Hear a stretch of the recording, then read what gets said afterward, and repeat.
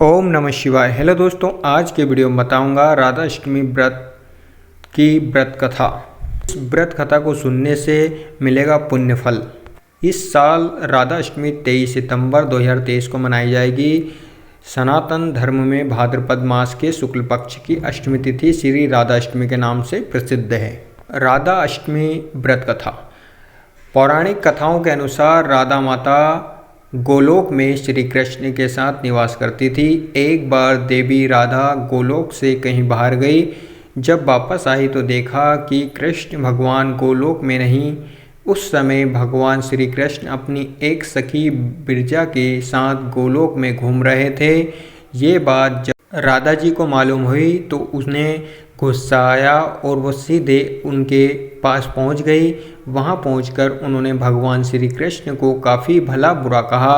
राधा जी का ये व्यवहार भगवान श्री कृष्ण के मित्र श्री दामा को बुरा लगा और उन्होंने राधा को पृथ्वी पर जन्म लेने का श्राप दे दिया।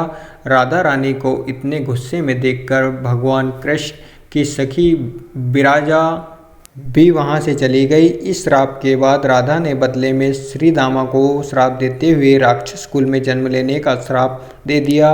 राधा रानी के द्वारा दिए गए श्राप कारण श्री दामा का जन्म शंखचूड दानव के रूप में हुआ था। दानव में जन्म लेने के बाद भी भगवान विष्णु का अनन्य भक्त बना।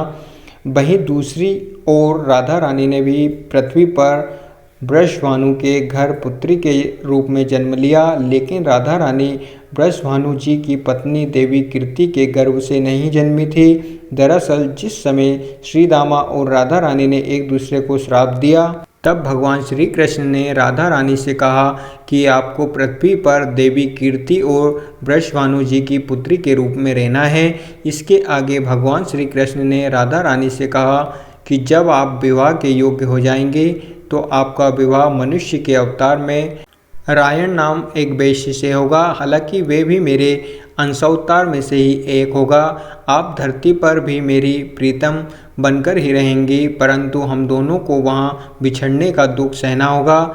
हे राधा रानी, अब आप धरती पर जन्म लेने की तैयारी करें। सांसारिक दृष्टि से देवी कीर्ति गर्भवती हुई और उन्हें प्रसव भी हुआ, लेकिन देवी कीर्ति के गर्भ में योग माया की प्रेरणा से वायु का प्रवेश हुआ और उन्होंने वायु को ही जन्म दिया। जब वे प्रसव पीड़ा से गुजर रही थी, उसी समय वहाँ देवी राधा रानी एक प्यारी सी कन्या के रूप में प्रकट हो गई।